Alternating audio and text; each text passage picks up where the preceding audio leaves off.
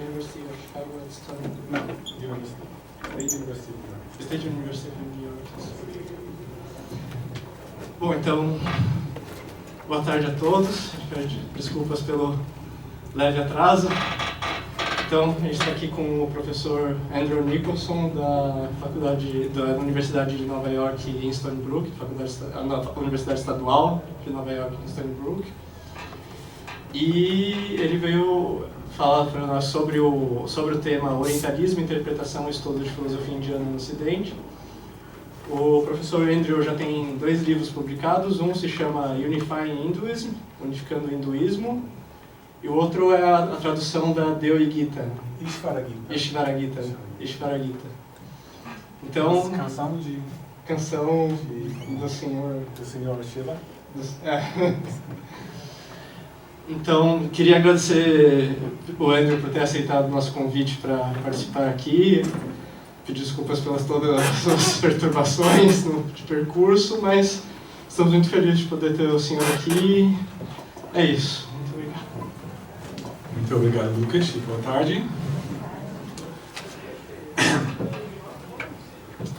Em primeiro lugar, gostaria de agradecer à Universidade de São Paulo por me convidar para dar uma palestra aqui, especialmente Lucas e ao professor Marcus Sacrini por me ajudarem com a minha viagem e por organizarem essa palestra.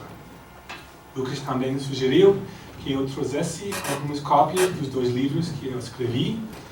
Eu sei que é difícil obter livros de Indologia aqui no Brasil.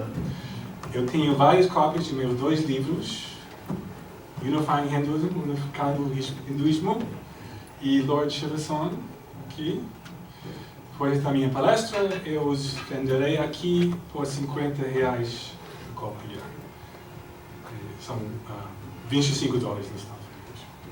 Caro. Lucas sugeriu que eu poderia falar um pouco sobre os estudos de pós-graduação de sânscrito e filosofia indiana nos Estados Unidos, o meu país. Gostaria também de mencionar que eu fiz uma lista de programas de pós-graduação em filosofia indiana nos Estados Unidos e no Canadá. A lista está no Indian Philosophy Blog, um group blog onde eu escrevo às vezes. A minha colega Elisa Freschi, de Universidade de Viena, também compilou no blog uma lista de programas de pós-graduação na Europa. Neste blog também há discussões interessantes e, às vezes, anúncios para posições de pós-doutorado, conferências, etc. Eu também quero pedir desculpas pelo meu sotaque americano. Minha filha de 7 anos, que fala português perfeitamente, me disse que o meu sotaque é muito chato. Ela não quer falar português comigo. I hope you don't feel the same way. Vou tentar falar devagar e claro. Peço desculpas adiantamente pelos meus erros de pronúncia e de gramática.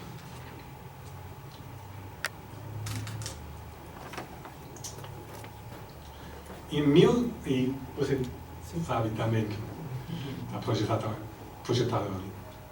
Em 1978, o crítico cultural e literário palestino-americano Edward Said escreveu um livro chamado Orientalismo, a Invenção do Oriente pelo Ocidente. Neste livro, Said criticou o trabalho acadêmico dos orientalistas na Europa e na América do Norte como sendo um instrumento do poder imperial. Sendo palestino, ele estava especialmente interessado em como o conhecimento europeu sobre o Oriente Médio e sobre o Islã foi produzido nos séculos XVIII, XIX e XX.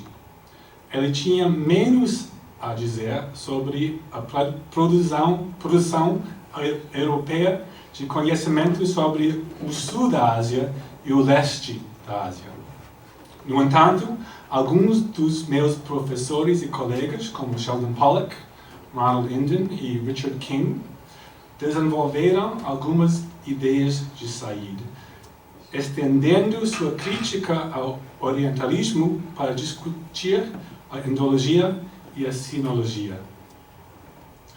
Um dos temas do livro de Said é como os estudiosos europeus consideram o Oriente como um outro ontológico.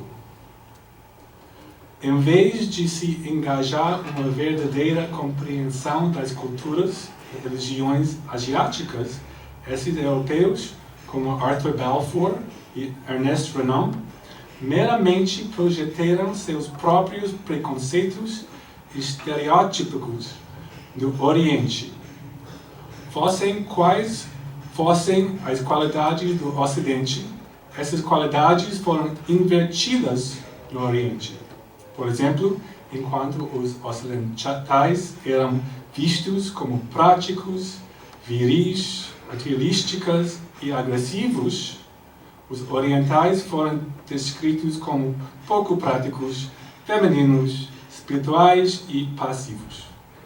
Estes estereótipos, é claro, têm pouca conexão com a realidade dos países asiáticos. Qualquer um que esperasse na fila em uma estação de trem na Índia não descreveria os indianos como passivos. Vocês sabem, né? No entanto, esses estereótipos sobre o Oriente continuaram até hoje. Eles são recapitulados em livros populares e em filmes sobre a Índia. Edward Said não era um estudioso da Ásia. Na verdade, sua área de especialização era a literatura europeia. De algumas maneiras, isso era uma virtude. Ele foi capaz de ver os problemas metodológicos no estudo do Oriente que os especialistas em sânscrito, árabe e chinês clássico não podiam ver.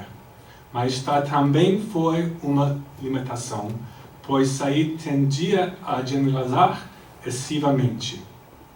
No meu livro de 2010, Unifying Hinduism, aqui, eu examino alguns pontos fracos do modelo de Said para a compreensão da história do orientalismo. Said concentra-se no Oriente Médio, mas às vezes também discute o trabalho dos orientalistas britânicos sobre o sul da Ásia. William Jones, que foi talvez o primeiro grande indólogo britânico, também é discutido no livro de Said. Jones tentou aplicar os métodos filológicos desenvolvidos para o estudo do latim e do grego na descoberta de verdades sobre textos sânscritos. Said descreveu William Jones como um agente imperialista que não estava envolvido de forma substancial com a interpretação de ideias estrangeiras. Para Said, na criação do Oriente, os pensadores ocidentais projetaram à sua frente um outro oriental, como uma imagem espelhada, de modo que a compreensão das relações binárias essencializadas entre o Ocidente e o Oriente, como materialismo contra espiritismo, indivíduo contra comunidade e masculino contra feminino, foi mais importante do que as investigações empíricas. Edward Said diz que se os orientalistas compreenderam correta ou incorretamente os objetos de suas investigações, não vem ao caso. Abre aspas. O fenômeno do orientalismo, como eu o estudo aqui, trata principalmente não de uma correspondência entre o orientalismo e o Oriente, mas da consistência interna do orientalismo e de suas ideias sobre o Oriente, apesar ou além de qualquer correspondência ou a falta dela com o Oriente real. Fecha aspas.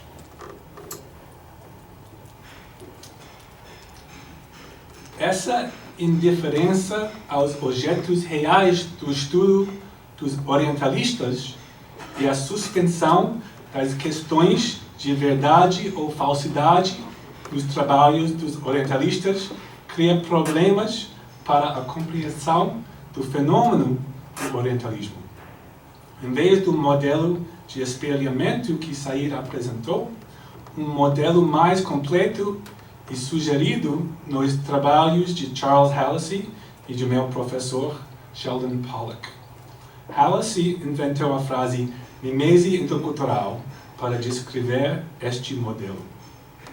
Na mimese intercultural, pensadores se apropriam de certos conceitos ou símbolos que encontram em tradições não ocidentais e, em seguida, recontextualizam esses conceitos ou símbolos por razões ideológicas específicas no contexto cultural europeu. Por exemplo, Pollock descreve como o Raj britânico utilizou textos jurídicos em sânscrito, chamado Dharma Shastras, e em particular seu conceito de Varna, classe, como um instrumento para o governo centralizado do subcontinente indiano.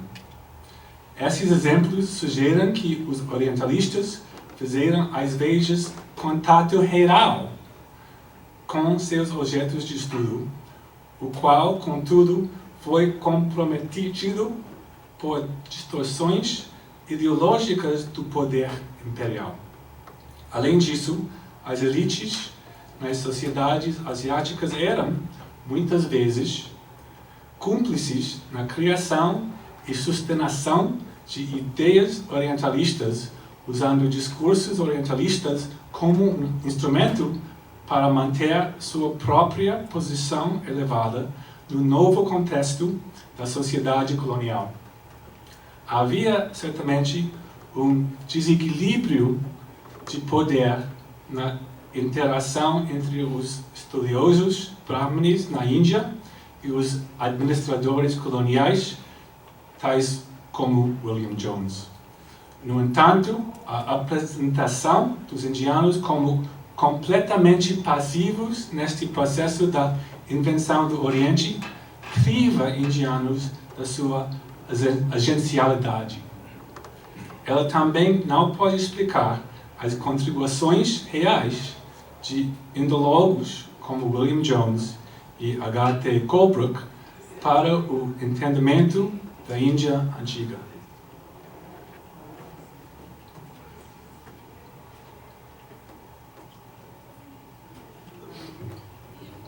H.T. Colebrook, presidente da Sociedade Asiática de Bengala e fundador da Sociedade Asiática Real em Londres, era, como William Jones, um dos orientalistas preeminentes dos séculos XVIII e XIX. Como Jones, ele também foi juiz durante parte de seu tempo na Índia. Depois de 11 anos de trabalho na Índia para o governo britânico, ele começou o estudo do sânscrito para traduzir textos jurídicos, ou Dharma Shastras. Por mais que tenha escrito sobre uma enorme quantidade de tópicos, desde a matemática índia até poesia em Prakrit, na minha opinião, sua contribuição mais significativa foi uma série de palestras que ele deu de 1823 a 1827 na Sociedade Asiática Real, intitulada Sobre a Filosofia dos Hindus. O estudo que Colebrook faz dos sistemas filosóficos indianos é notável por como ele é fiel às suas fontes primárias em sânscrito e por como raramente comete erros sobre as doutrinas das escolas de filosofia indiana. Mas, especificamente, ele evita as distorções dos orientalistas no final do século XIX, muitos dos quais tentam arduamente a identificar semelhanças com sistemas filosóficos gregos e alemães. Ao contrário destes outros orientalistas, Colebrooke geralmente se contenta em apresentar doutrinas sem comparação explícita com filosofias ocidentais e sem louvor ou menosprezo. Colebrooke mostra, com seus comentários analíticos, verdadeiros insights interpretativos. Ele é um modelo das possibilidades para a Indologia ocidental, apesar das diferenças culturais e das relações desiguais de poder entre a Europa e a Índia. E eu tenho mais sobre Colebrooke, especificamente aqui nesse livro.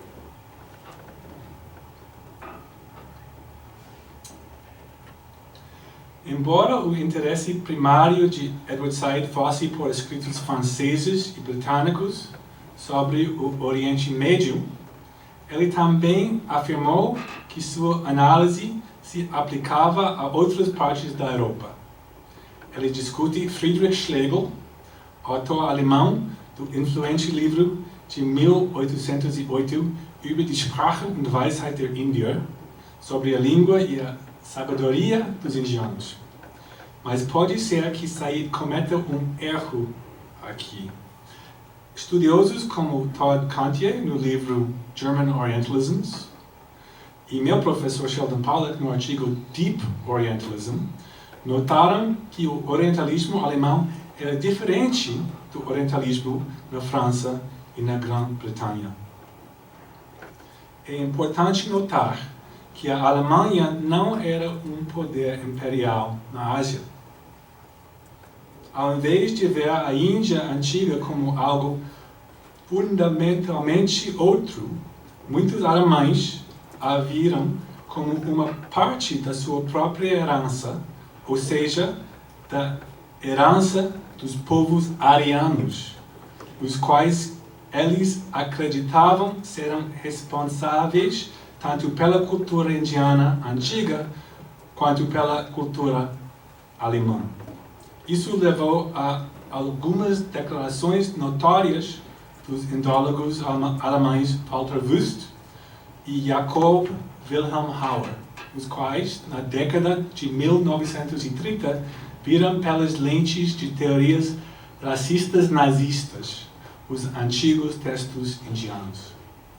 Por exemplo, em uma palestra que deu na Universidade de Munique, em 1937, Wüst disse que as teorias de Adolf Hitler faziam parte da, abre aspas, antiga tradição hereditária da grande personalidade ariana da antiguidade, o Buda. Fecha aspas. Não obstante tais exemplos extremos, está claro que, para muitos indólogos alemães, o estudo de textos em sânscrito não foi feito tendo por finalidade mostrar que os indianos eram completamente ontologicamente outros.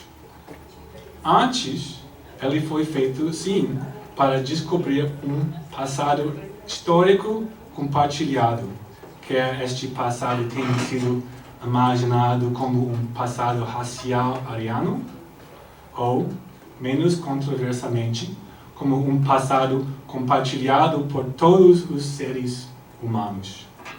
Mas qual foi o legado da indologia alemã dos séculos XIX e XX?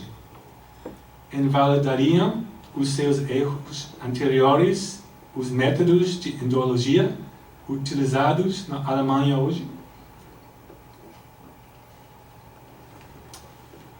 Em 2014, um livro polêmico foi publicado chamado The Nay Science, A History of German Indology. É um pouco difícil de traduzir porque gay science é um texto de Nietzsche, não é? So it's a play on words. A Neociência, mais ou menos, uma história da indologia alemã. Escrito pelos estudiosos indiano-americanos Vishwa Adluri e Joydeep Bhakti, este livro é uma crítica mordaz pretensão dos indólogos alemães de que o tipo de trabalho que eles fazem seja científico. Adluri e Bhakti discutem o desenvolvimento do método histórico-crítico praticado por indólogos e as raízes deste método na teologia protestante alemã. Eles discutem também o trabalho dos principais estudiosos da Europa que usam esse método hoje, tais como Angelica Malinar e Walter Slayer, e afirmam que, ao invés de ser um trabalho crítico, o trabalho destes estudiosos é pseudocrítico.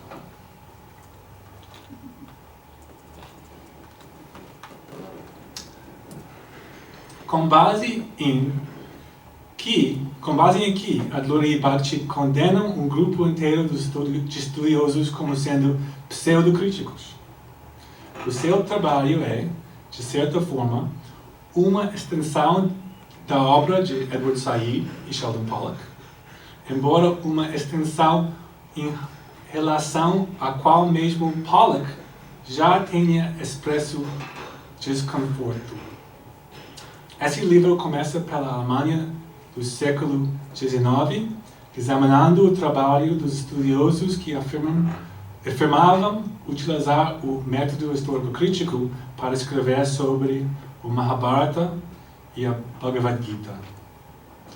Esse método é marcado por certos pressupostos. Adluri e Bhakti os resumem como 1. A rejeição da teologia e da filosofia. 2. Uma confiança ilimitada na capacidade do historiador para recuperar um original. 3. A rejeição da hermenêutica indiana como acrítica. 4. A reivindicação de soberania sobre o texto e tradição.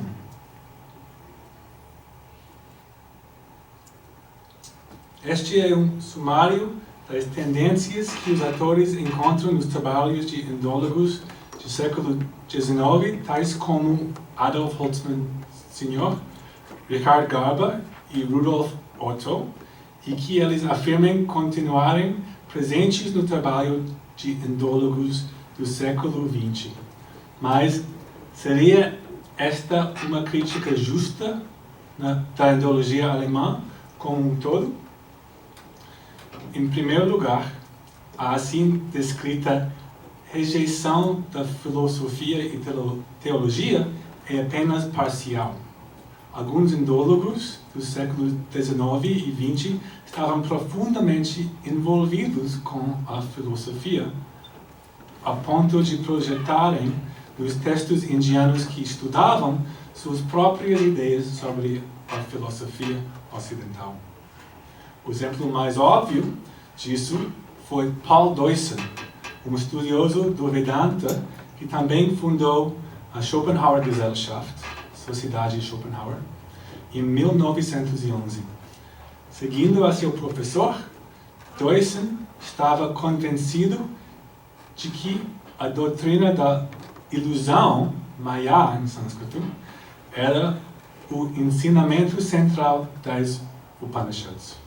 Deussen também era amigo de Friedrich Nietzsche. A leitura que Nietzsche faz do budismo como uma filosofia pessimista e negadora do mundo deve-se provavelmente à sua associação com Deussen e à influência formativa de Schopenhauer sobre o jovem Nietzsche.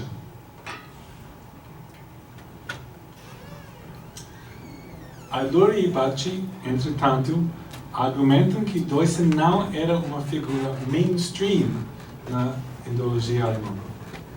É verdade que, enquanto a disciplina da indologia desenvolveu-se nas universidades alemãs, havia uma tendência de evitar investigar a verdade e os sistemas filosóficos indianos.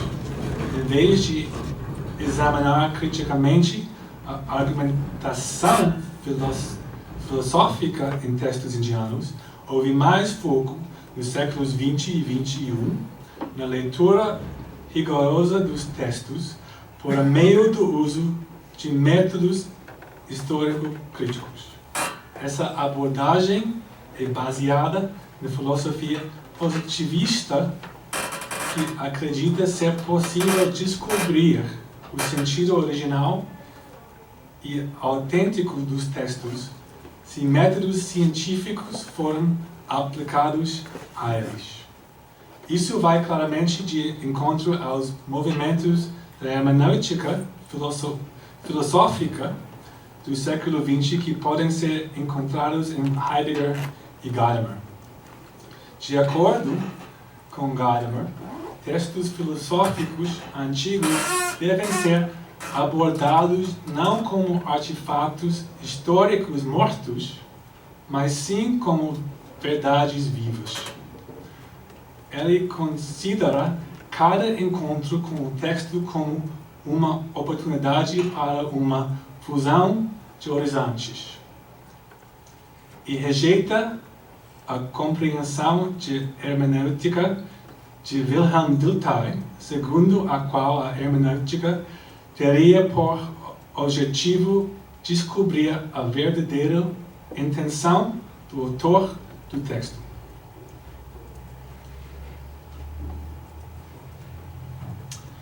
Entre minhas graduações, em 1995 e 96, tive a oportunidade de passar um ano na Alemanha fazendo cursos de filosofia e indologia na Freie Universität Berlin.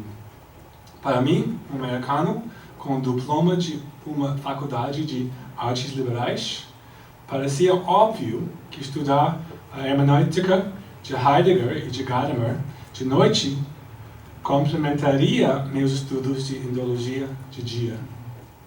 Porém, logo aprendi que, em meu seminário de sânscrito, fazer perguntas sobre as lições práticas passadas pelo texto budista que estávamos lendo, ou mesmo traçar paralelos com as doutrinas de outros filósofos, não era bem-vindo. Nós não estávamos preocupados com a verdade do texto sânscrito que estávamos lendo, mas sim com a interpretação correta, usando o método histórico-crítico que tinha sido desenvolvido pela primeira vez no século XIX para a análise de textos bíblicos. Queria que eu tivesse o The Science de Adluri Bhakti naquela época, para me ajudar a entender as origens dessa desconexão radical entre duas maneiras de abordar textos antigos. A crítica de Adluri Bhakti do cientismo e indologia, influenciada por Hans-Georg Gadamer e Rainer Schürmann, é poderosa e efetiva, mas seria a indologia alemã realmente tão inútil e pseudocrítica como eles dizem? É interessante que, enquanto gastam muito tempo criticando o método histórico-crítico, também conhecido como criticismo textual superior, Higher Textual Criticism, Adluri e Bhakti não passam praticamente nenhum tempo discutindo o criticismo inferior, Lower Textual Criticism. Criticismo inferior em filologia refere-se ao trabalho de editar textos para estabelecer edições críticas.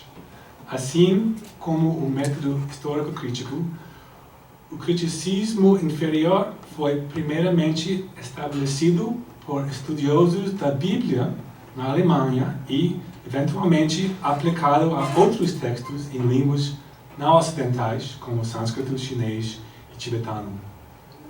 Estabelecer edições críticas é uma das atividades mais importantes de um acadêmico, mas é um processo muito lento, que consome muito tempo e frequentemente envolve coletar dúzias de manuscritos e compará-los palavra por palavra.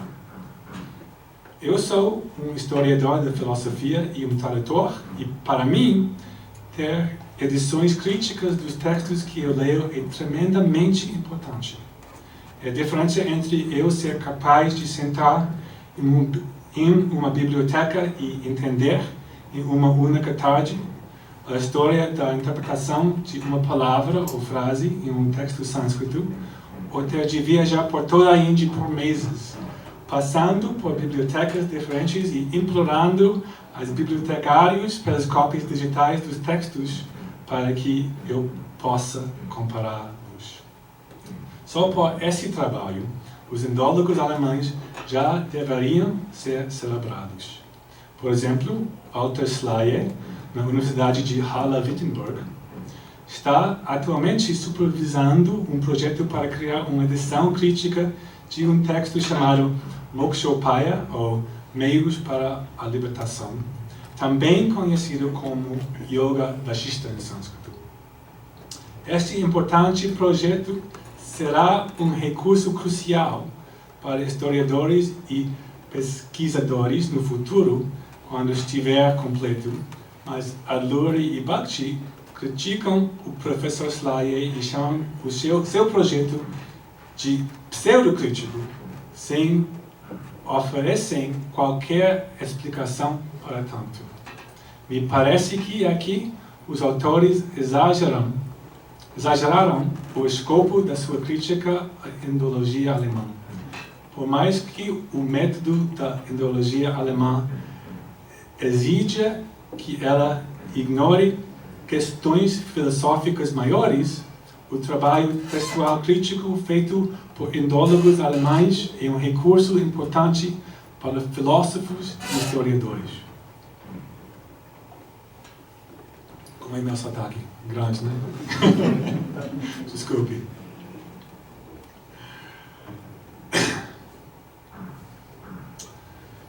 Vimos que a abordagem predominante na indologia na Alemanha combina criticismo superior e inferior. Se esses são os métodos predominantes da assim chamada indologia alemã, quais são os métodos da indologia americana? Por mais que tenha passado 15 anos estudando em diferentes universidades nos Estados Unidos, tenho de admitir que não tenho certeza. Isso se deve, penso, ao fato de que há uma grande variedade de práticas nas universidades americanas, de modo que não há uma única abordagem predominante nos estudos de textos sânscritos e da filosofia indiana.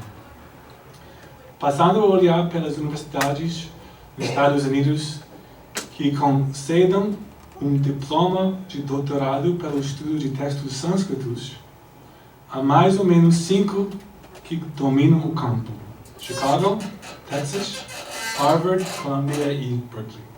Algumas outras universidades que têm programas fortes de ciências das religiões que oferecem sânscrito em larga média como parte do estudo das religiões do sul da Ásia. Estas universidades incluem Emory, Santa Barbara, Virginia e Yale. Também há 2 departamentos de filosofia nos Estados Unidos que são conhecidos por treinar estudantes para textos filosóficos em sânscrito: Hawaii e Texas. Em geral, contudo, um aspecto que a Alemanha e os Estados Unidos têm em comum é que os departamentos de filosofia geralmente não são os melhores lugares para estudar filosofia indiana. Estranho, né? A minha própria universidade, a Universidade Estadual de Nova York, em Stony Brook, inaugurará em breve um novo programa de mestrado chamado Histórias da Filosofia Oriente e Ocidente, oferecido pelos departamentos de Filosofia e de Estudos Asiáticos. Isso porque, pelo que me parece, O treino em ambas as disciplinas é essencial para entender as tradições filosóficas asiáticas. É preciso ter experiência nas línguas e culturas da Índia para que se possa entender propriamente os seus textos, assim como é preciso ter treinamento filosófico para ser capaz de fazer comparações com propriedade entre as diferentes tradições filosóficas. Ao contrastar as abordagens de indólogos nos Estados Unidos àquelas de indólogos na Alemanha, Adluri e Bagchi nomeiam alguns estudiosos que sugerem ser exemplos positivos do estudo de indologia. Frederick Smith, David Schulman, Wendy Doniger, Robert Goldman, Thomas Coburn e Sheldon Pollock. O que estes estudiosos têm em comum? Nenhum deles foi treinado na Europa continental, primeiro de tudo. 4 foram treinados na Universidade de Harvard, sob a orientação de Daniel H. Ingalls. De fato, a maior parte dos estudiosos de sânscrito ensinando atualmente nos Estados Unidos pode traçar a sua linhagem diretamente até Daniel Ingalls. Eu também. Isso significa que há um estilo de indologia americana que contrasta com a indologia alemã. O próprio Daniel Ingalls era um estudioso com uma ampla gama de interesses. Por mais que tenha feito seus estudos avançados na lógica de Navya Nyaya em Kolkata com o Pandita M.M. Sri Kalipada Tarkacharya, ele também era um especialista em poesia clássica e em teoria literária, tendo publicado 2 volumes sobre esses tópicos. Se há algum tipo de indologia americana, ele pode ser caracterizado pelo eclectismo, tal como o de Daniel Ingalls. Os estudantes de Ingalls fazem uma enorme variedade de tipos diferentes de trabalho que abrangem virtualmente todas as disciplinas ensinadas, shastras, da Índia antiga. Muitos, como Wendy Doniger e Robert Goldman, se tornaram intérpretes influentes de mitos hindus. Outros, como Karl H. Potter, Bimal Motilal e Phyllis Granoff, se tornaram conhecidos como especialistas em filosofia indiana. Ainda outros, como David Pingree, se dedicaram ao estudo da ciência e matemática indianas. Além dessa variedade de tópicos de estudo, as abordagens metodológicas tomadas pelos estudantes de Daniel Ingalls têm sido extremamente amplas. Em particular, vemos um envolvimento com uma variedade de diferentes abordagens teóricas, diferentemente da indologia na Europa continental, que lida quase exclusivamente com métodos histórico-críticos e texto-críticos. Nós encontramos na indologia americana o envolvimento com teorias mais novas desenvolvidas no século XX e aplicadas ao estudo de textos. Meu próprio trabalho se baseia fortemente no trabalho dos filósofos Hans-Georg Gadamer e Michel Foucault, 2 pensadores que influenciaram uma grande variedade de disciplinas. Meu professor Sheldon Pollock baseia-se em seu trabalho em teóricos políticos tais como Theodor Adorno e Antonio Gramsci, e em teóricos literários tais como Mikhail Bakhtin e Roman Jakobson.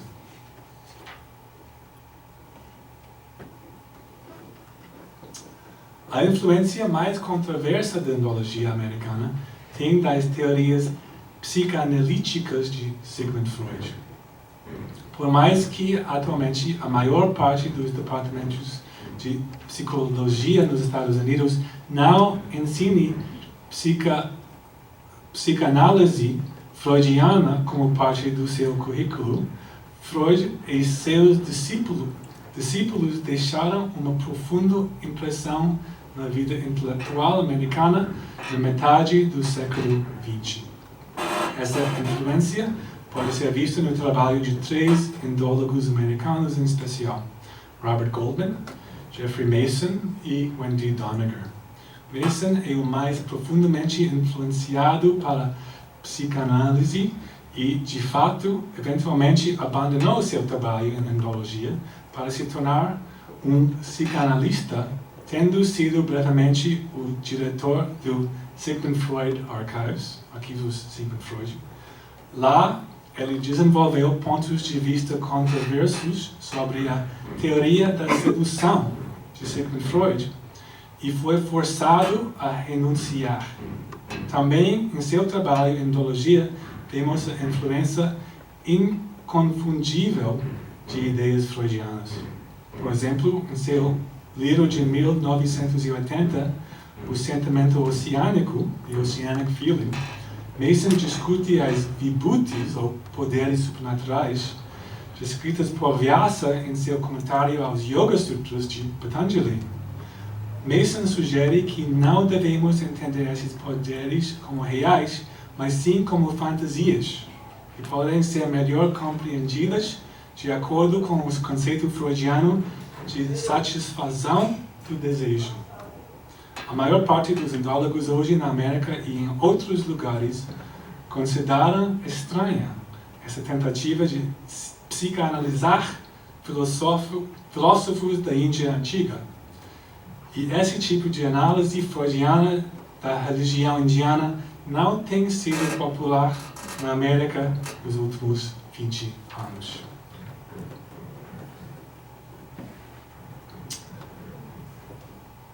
Wendy Doniger é a indóloga americana mais conhecida atualmente, em parte por causa de uma controvérsia que ocorreu em 2014. Dinanath Batra, um membro do grupo hindu-nacionalista de extrema-direita RSS, afirmou que o livro de Doniger, Os Hindus, era culpado de ferir os sentimentos hindus e, portanto, deveria ser banido da Índia, segundo as leis de anti-blasfêmia. Sob a pressão de uma ação judicial, a editora Penguin India retirou voluntariamente o livro de circulação. Entre as críticas ao trabalho de Doniger está a afirmação de que suas interpretações freudianas da mitologia hindu retratam falsamente o hinduísmo como sendo sedento por sangue e sexualmente perverso. Rajiv Malhotra, um ator hindu nacionalista situado em New Jersey, argumentou que todas as interpretações do hinduísmo que dependem de ideias ocidentais são distorções. Apenas teorias que sejam derivadas das tradições intelectuais indianas, segundo ele, seriam apropriadas para a análise de religiões indianas. Portanto, Freud não é permitido. Rajiv Malhotra chegou ao ponto de rotular estudantes de Wendy Doniger na Universidade de Chicago como prole de Wendy, afirmando que mitos deles são, abre aspas, pervertidos psicossexuais ou outros rejeitados da sua própria cultura, fecha aspas, que projetam subjetivamente suas próprias neuroses na cultura indiana. De acordo com ele, abre aspas, não há onde se possa ir sem esbarrar com o efeito de sua influência por meio de um grande culto de estudantes que a glorificam em troca de sua tutela. Fecha aspas. Outros nacionalistas hindus afirmam que Doniger tem, abre aspas, o zelo de uma missionária cristã fecha aspas, ele é judeu. Mas, em retratar o hinduísmo negativamente, que sua pesquisa foi fundada pela CIA e que ela doa dinheiro para organizações racistas nos Estados Unidos. Nossa Senhora. Vixe Maria. Vixe Maria. Como explicar essas teorias conspiratórias sobre Wendy Doniger e seus estudantes? Estaria a escola americana de Indologia cheia de missionários cristãos e supremacistas brancos que querem destruir o hinduísmo? Não. Em julho de 2015, eu me tornei acidentalmente parte desta conspiração. Um estudioso americano que leu o livro mais recente de Rajiv Malhotra, Indra's Net, Rede de Indra, encontrou 7 instâncias nas quais Malhotra havia claramente me plagiado. Por mais que eu soubesse que Malhotra admirava meu livro e havia o citado extensivamente, eu não sabia que ele era um plagiador. Em 17 de julho, publiquei uma declaração online de 600 palavras expressando meu desagrado com o fato que meu trabalho ter sido plagiado e distorcido por Rajiv Malhotra. Em uma semana, minha declaração teve mais de 70 mil visualizações. Isso levou a vários ataques à minha pessoa, incluindo falsas acusações que eu também seria um plagiador e que Wendy Doniger teria sido minha orientadora de mestrado na Universidade de Chicago. Não.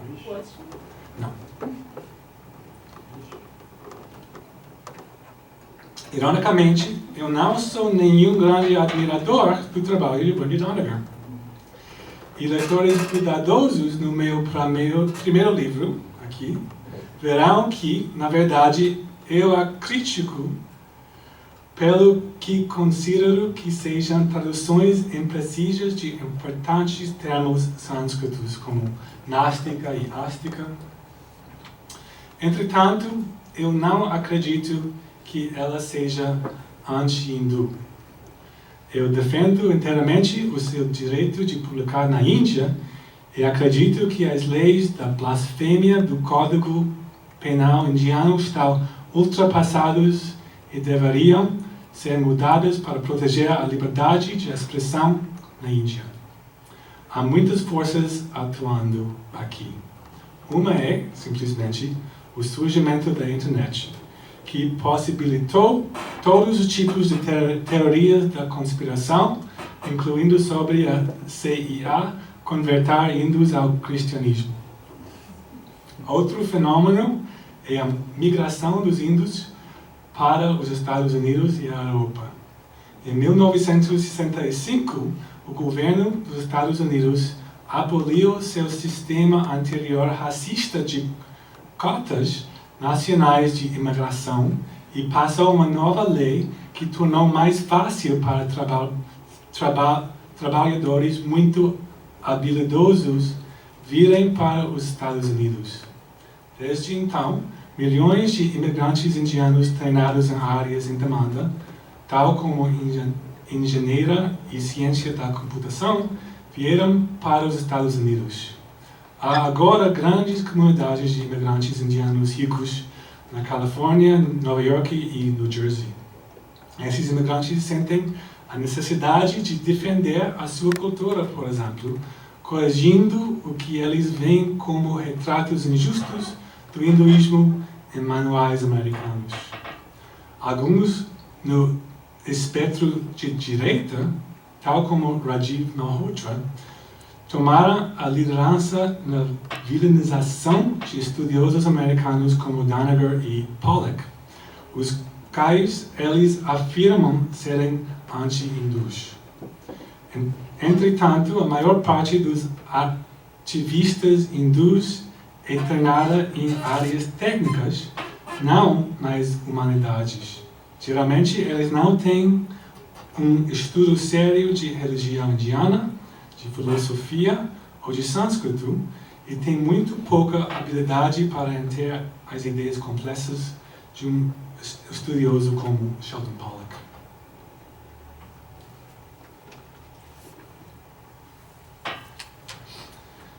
Jonathan Shannon, jornalista americano, descreveu perceptivamente Rajiv Malhotra como alguém que parece, abre aspas, uma paródia de direita de Edward Said, fecha aspas.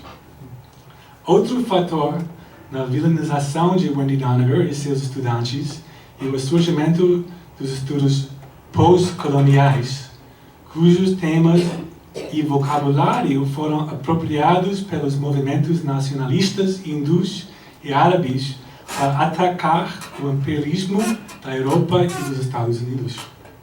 Mas, como outros estudiosos observaram, autores como Malhotra estão engajados em um projeto de ocidentalismo, a imagem espelhada do orientalismo que Edward Said criticava. Para Malhotra, há uma diferença ontológica absoluta entre o hinduísmo, que é flexível, tolerante e positivo, e o cristianismo, de que ele faz uma caricatura em seu livro, descrevendo-o como rígido, dualista e violento. Ironicamente, as atitudes puritânicas em relação ao sexo que Malhotra usa para criticar Doniger e seus estudantes não são características do hinduísmo pré-moderno. Pelo contrário, essas atitudes em relação ao sexo foram importadas para a Índia pelos missionários protestantes britânicos e, posteriormente, entenoladas pelos índios falantes de língua inglesa. E Rajiv Malhotra não sabe sânscrito. Rajiv Malhotra e seus companheiros nacionalistas hindus se encontram apartados da língua sânscrita e da tradição da instrução oral, Guru Shishya Parampara em sânscrito, dos sistemas pré-modernos de conhecimento sânscrito. É por isso que eles têm sido tão dependentes de estudiosos ocidentais do sânscrito dos séculos 20 e 21, que conhecem sânscrito e outras línguas indianas pré-modernas, e por isso Malhotra precisou utilizar tanto o meu livro. Há ainda uma tradição de panditas na Índia, mas essa tradição está perecendo.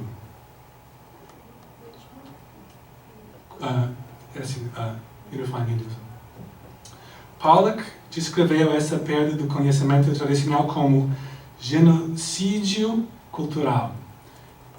Em um artigo recente, ele sugeriu o aumento do financiamento de setores públicos e privados na Índia que visem a instrução nas línguas clássicas indianas.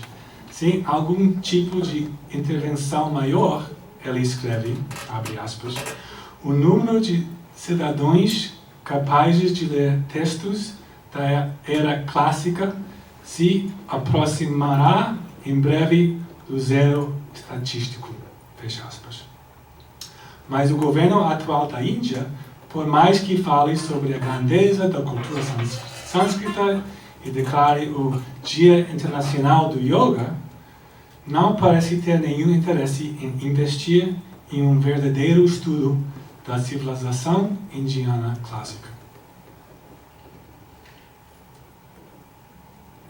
Passei 2 anos estudando com um professor na Índia, Srinarayan Mishra, um pandita renomado de Varanasi e um estudioso da filosofia indiana. Ele tinha treinado desde pequeno para memorizar textos inteiros, dos quais ele se lembrava sem esforço quando já estava em seus 80 anos. Com ele, li textos em Vedanta e Sankhya que mesmo meus professores dos Estados Unidos, alguns dos estudiosos de sânscrito mais talentosos e eruditos tinham dificuldade para entender. Mas meu professor indiano faleceu em 2012 e há cada vez menos pessoas como ele vivas. Ele sempre reclamou comigo que, em sua universidade na Índia, apenas os piores estudantes estudam sânscrito. É um problema. Todo estudante que tem notas altas nos exames de admissão da universidade vai para uma área das ciências naturais. Os filhos e filhas de Sri Narayan Mishra estudaram inglês em vez de sânscrito. Então, meu conselho para vocês hoje é passarem 2 ou 3 anos aprendendo o básico do sânscrito em São Paulo, Nova York, Oxford ou Heidelberg, e depois viajar para a Índia. Encontrem um professor qualificado em Pune, Mysore ou Varanasi e aprendam o máximo que vocês puderem sobre filosofia, Darshana, direito tradicional, Dharma Shastra, linguística, Vyakarana, ou teoria literária, Alankara Shastra, antes que seja tarde demais. Muito obrigado.